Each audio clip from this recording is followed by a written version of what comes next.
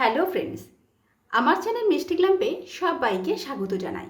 আজ আমি বেগুন চিংড়ি ভাপা আপনাদের সাথে শেয়ার করব। ভীষণই টেস্টি এই রেসিপিটা বানানো কিন্তু ভীষণই সোজা, আর গরম ভাতের সাথে খেতে লাগে দুর্দান্ত। আসুন দেখে নেওয়া যাক আমার আজকের রেসিপি। ভিডিও ভালো লাগলে লাইক, শেয়ার আর কমেন্ট করতে ভুলবেন না। আর এখনও আমার চ্যানেলটি সাবস্ক্রাইব করে না থাকলে তো প্লিজ বন্ধুরা আমার চ্যানেলটি সাবস্ক্রাইব করে পাশে থাকা বেল আইকনটা অবশ্যই প্রেস করে দেবেন, যাতে আগামী দিনে এই সমস্ত নতুন নতুন ভিডিও নোটিফিকেশান খুব সহজেই আপনাদের কাছে পৌঁছে যায়। আসুন চটপট দেখে নিই আমার আজকের ভিডিও বেগুন চিংড়ি ভাপা।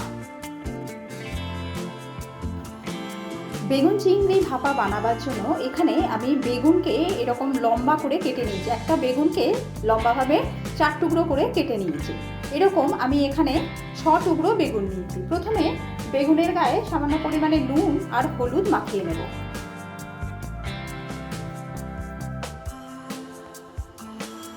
নুন দেওয়া হয়ে গেছে, এবার হলুদ দিয়ে দিলাম। এবার বেগুনগুলোর গায়ে নুন আর হলুদ মাখিয়ে নিচ্ছি।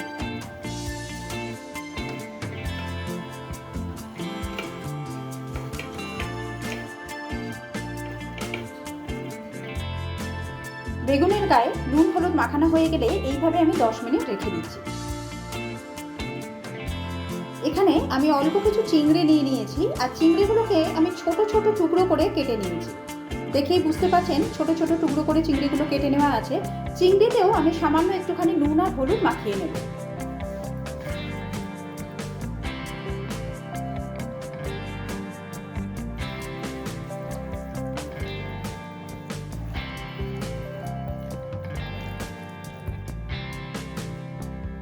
এবার একটা মশলা বানিয়ে নেব। তার জন্য একটা মিক্সার গ্রাইন্ডারের মধ্যে আমি দিয়ে দিচ্ছি সর্ষে। আমি এখানে কালো সর্ষে ব্যবহার করছি, আপনারা যদি চান সাদা আর কালো দুটো মিশিয়ে করতে পারেন। এখানে আমি 3 টিস্পুন কালো সর্ষে দিয়ে দিলাম। এবার 1.5 টিস্পুন পোস্ত অ্যাড করে দিলাম। এইভাবেই সর্ষে আর পোস্তটাকে উইদাউট ওয়াটার একবার গ্রাইন্ড করে নেব। সর্ষে পোস্তটা ঠিক এরকম পাউডার হয়ে গেছে। এবার এর মধ্যে আমি বেশ কিছু টুকরো করে কেটে রাখা নারকেল অ্যাড করে দিচ্ছি।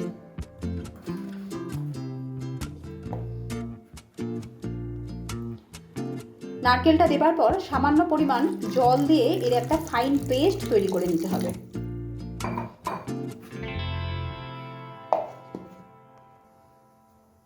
এই রান্নাটায় আমি বেগুনগুলোকে হালকা করে একটু ভেজে নেব। তার জন্য কড়ার মধ্যে দিয়ে দিচ্ছি সর্ষের তেল।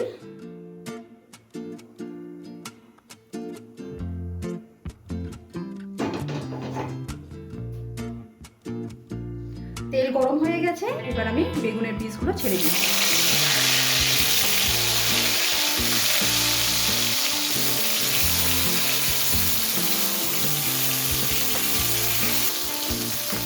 গ্যাসের ফ্লেমটাকে হাইতে রেখেই বেগুনগুলোকে হালকা করে ভেজে নেব।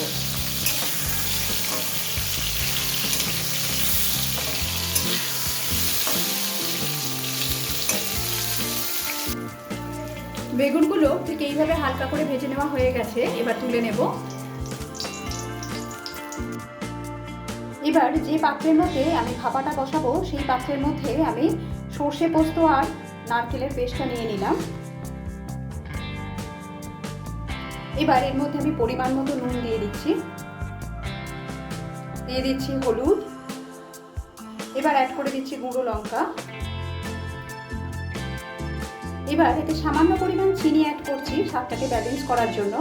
সমস্ত কিছু একবার ভালোভাবে মিশিয়ে নেব।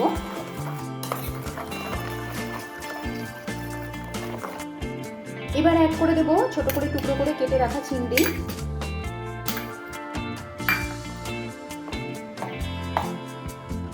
দিয়ে দিচ্ছি সর্ষের তেল।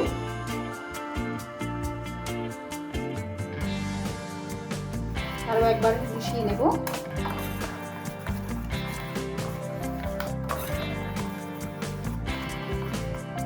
এবার এর মধ্যে বেগুনগুলো অ্যাড করে দেব।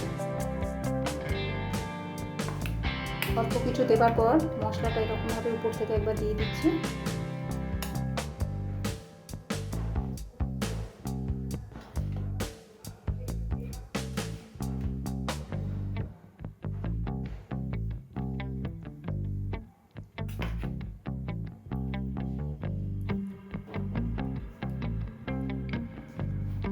এবার উপর থেকে একটা মিডিয়াম সাইজের টমেটোকে এরকম একটু পাতলা পাতলা করে কেটে নিয়েছি, এই টমেটোটাকে উপর থেকে দিয়ে দেবো।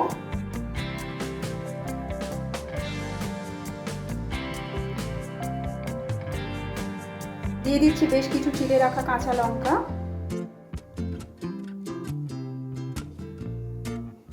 এবার দিচ্ছি কিছু কুচিয়ে রাখা ফ্রেশ ধনেপাতা।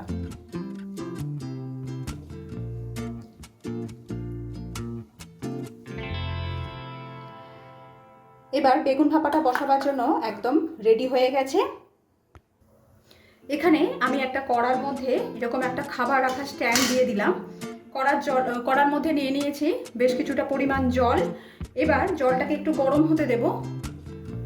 জল উষ্ণ গরম হয়ে গেলে আমি এই পাত্রটা এর মধ্যে বসিয়ে দিলাম। পাত্রটা দেবার পর এরকম একটা কভার দিয়ে দিলাম।